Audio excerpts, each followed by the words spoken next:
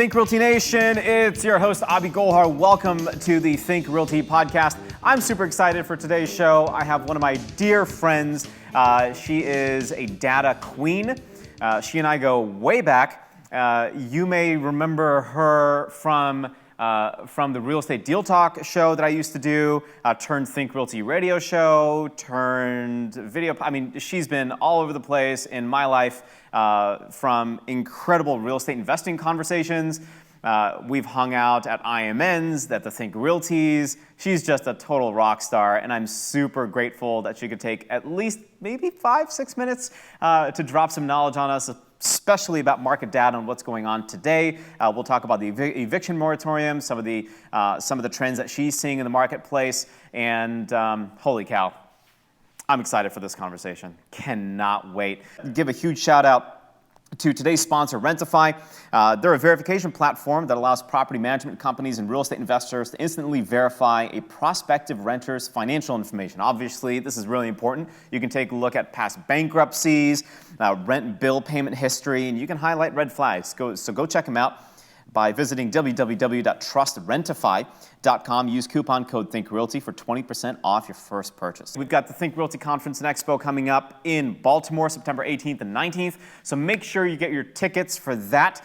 It's a in-person and also virtual live if you want to attend just from the comfort of your own home, because you've worn the same underwear for the last year and a half and you just like that funky smell. That's cool too. No judgment here. I'm just saying, I do this from my basement. No, I don't. I really don't. I do this. I actually get dressed to do this. But go to thinkrealty.com/Baltimore, type in the code podcast, and you get a twofer. Register for 2 tickets. You'll pay for the price of 1, so go check it out. Again, September 18th and 19th. 18th is your full day. 19th is the Think Realty resident experts that will be doing a lot of coaching there too. So anyway, check that out.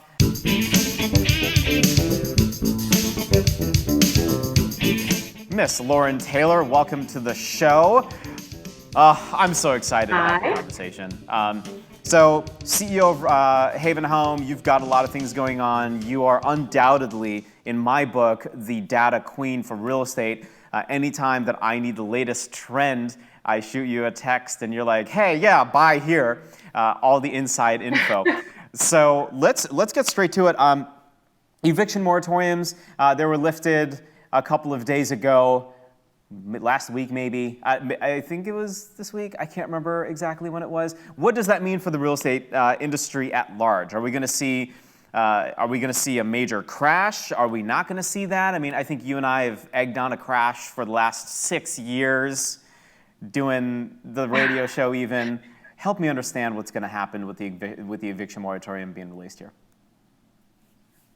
Yeah, I mean, I think that the difficulty is we've had another extension, right? So if you're looking at what's going on right now, they've decided to extend again. I am a firm believer that, one, if you look at the stimulus or the money that was put out to support individual landlords who are having a difficult time with residents that were in place that were not paying, only a very small percentage, I want to say it's around like 1 to 5% of those funds have actually been utilized, which is kind of curious to me. That means either people don't know how to get them or states are making them more difficult than it should be to apply and get those funds. I can say I own a property management company as well, and we are actually successfully getting funds for our clients. Last month, I think we were right at $30,000 in funds that we were able to get through the stimulus programs that were in place. I do think that this is going to, once everything truly is let go and the market is allowed to go back to what it should be, or what we think is really indicative of showing what has occurred over the course of the pandemic, then I do think we are going to see a market correction. If we want to talk more about stats, this for funds to be releasing information that is saying as of between 2020 and 2021, so in the last 12 months, we've seen a 14% increase in rental values. and a 5% increase in renewals, around about. And that, to me, is very indicative of a controlled supply of inventory that is giving investors the power to kind of capitalize on the current market conditions. And so I don't feel necessarily bad for investors at the moment. I do, on the other hand, feel like residents are going to be in quite a predicament once all of this stuff kind of comes to a head. So you mentioned quite a predicament. What does that mean in your book, and what opportunities should we be looking at as real estate investors to maybe capitalize on said predicament? Yeah, so I think the important thing is if you are a landlord who is having a difficult time collecting rent from any of your residents, then you really either want to rely on your property manager or do the research yourself to find how you can get funds for that. There are plenty of funds available. And so I highly encourage investors to dig into what's available out there. For investors who are looking to kind of see what's going to happen in the market, I go back and forth. I mean, we've talked about this, like you said, for several years. There has been a steady overinflation of the market that we've seen take place over time. When you look at inflation like that in the rental sector and in home values, that to me spells is kind of like the recipe for a bad situation, which we know bad situations mean more foreclosures and can typically mean a decrease in pricing. The other side of that coin is, are we going to prop up the market forever? And that is also a possibility. A lot of this kind of stimulus world and continuous propping up of markets is kind of the name of the game right now. And so I don't think that the majority of players in the market, from the mortgage servicers all the way to the institutional investors, want to let this market slide. It would affect them probably greater than most. So I think that we'll see an increase in evictions when this actually comes to a head. Mm-hmm. That increase in evictions will result in higher inflation in rental prices, and we'll also see kind of a surplus of foreclosures finally come to a head. And I could again be a contrarian who just believes that believes the worst of the market. Most experts in the space are saying everything is fine and just stay patient and things will be back to normal. Whatever sense of normal there is anymore. I tend to take a different viewpoint on that, but mm-hmm. Maybe that's just me. Do you think that the Delta variant will have a major impact on any GDP growth for the rest of this year going into 2022? Do you think that would have any impact on the real estate industry specifically? Yeah, I mean, everything within our economies is very interconnected with each other, and so effects on the workforce especially are very problematic for real estate. So if we do go into another world of shutdowns and kind of business lockups, then that is going to inevitably lead to more stimulus in the majority of cases. That's also going to lead to increased default by residents that are in homes. Because of job situations. I think the biggest question mark is what are government officials going to do in terms of restrictions again? How bad are restrictions going to get? Because those restrictions will have a ripple effect. And we still haven't felt the ripple effect of all the shutdowns last year because stimulus and other programs have kind of propped us up. But as the natural kind of occurrence of things, eventually things have to kind of come to a head. And so they're either going to continue to prop it up for an extended period of time to try to get us out of this difficult situation. We may see a decrease in interest rates again at the end of this, but there there inevitably has to be some form of blowback. I don't see how there's not. So when you say propping up the market, what does that mean, and how do people prop up the market? I know you and I can talk about this forever, but for those investors that are relatively new, or they're trying to understand the economics behind it all and what it means to be propped up, how does that happen?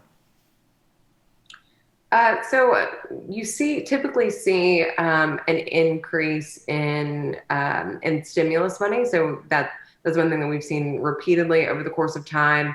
Not that stimulus wasn't desperately needed by business owners for sure. I think a disproportionate share went to large corporations who didn't need it to improve their current position. But that's a different topic entirely. You're also seeing kind of pinned interest rates.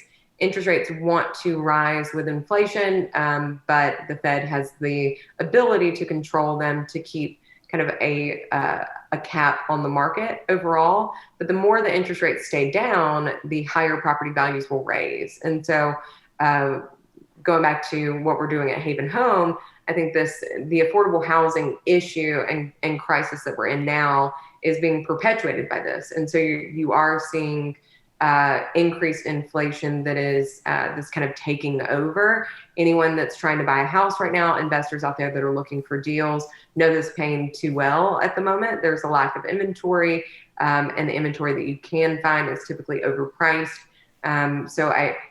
Although it is still a good time to invest, if you intend to hold the property for an extended period of time as an individual, it is still a market that can be relatively volatile. So I highly suggest to people, if you are looking to buy something that you intend to resell relatively quickly, be very cautious about the types of deals that you select for that.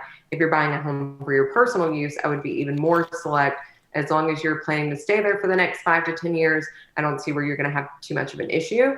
But you want to be cautiously aware of the fact that any of these factors can shift the market in a significant way. And so if interest rates go up, if the Fed stops pinning them down for some reason, if stimulus is restricted, but local restrictions are put into place, all of these can cause constraints on the marketplace that are very difficult to sustain.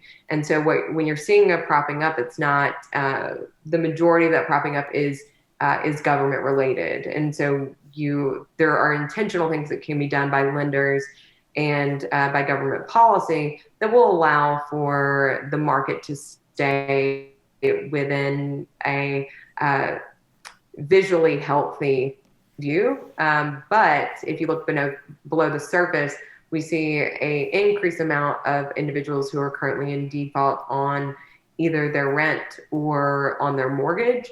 And these types of forbearances can't last forever. And so something has to come to a head at some point. It's just how long is that going to take, and how long are we going to be living in kind of pandemic world? Yes, that's right. No, that's absolutely right.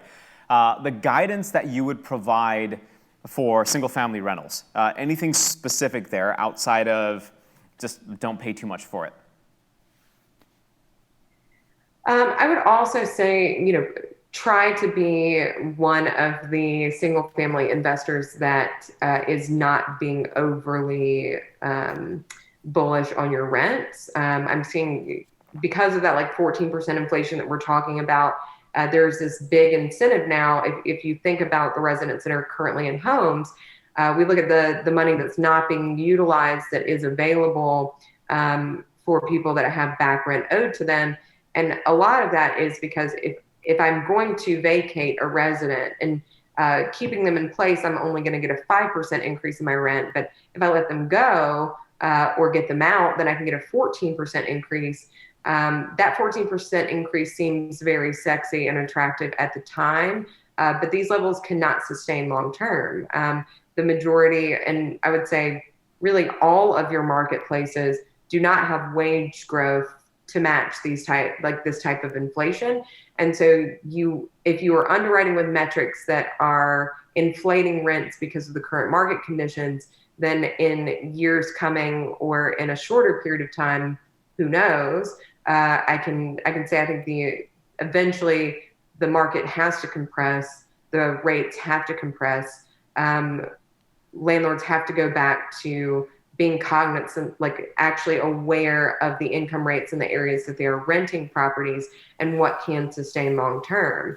Just because you get lucky and can get someone in place now for $2,500 a month in an area that should have $1,600 a month rent does not mean that that is a safe or viable way to underwrite your properties. And so I would be cautiously aware of getting on the train of, the inflation train's never going to end, and still banking on 2% inflation year over year, because I think we're already in a position of overinflation. Very wise words. Lauren, thanks so much for the time. I appreciate it. And if you didn't catch the gold nugget she just dropped, I don't know what you're doing with your life. Hit pause and just go back 3 minutes and listen to that again. That's super, super, super useful and really good information for all investors, regardless of if you're new and or you're a pro. So, Lauren, thanks so much. If you want to check out what she's doing at Haven Home, what's the website? I can go to havenhome.org. We're a nonprofit focused on affordable housing. And realtyhaven.com is our for-profit entity. So we have brokerage and property management on that side. You got it. Rock star. We've got to do this again for sure. Thanks so much again for the 10 minutes. Very helpful.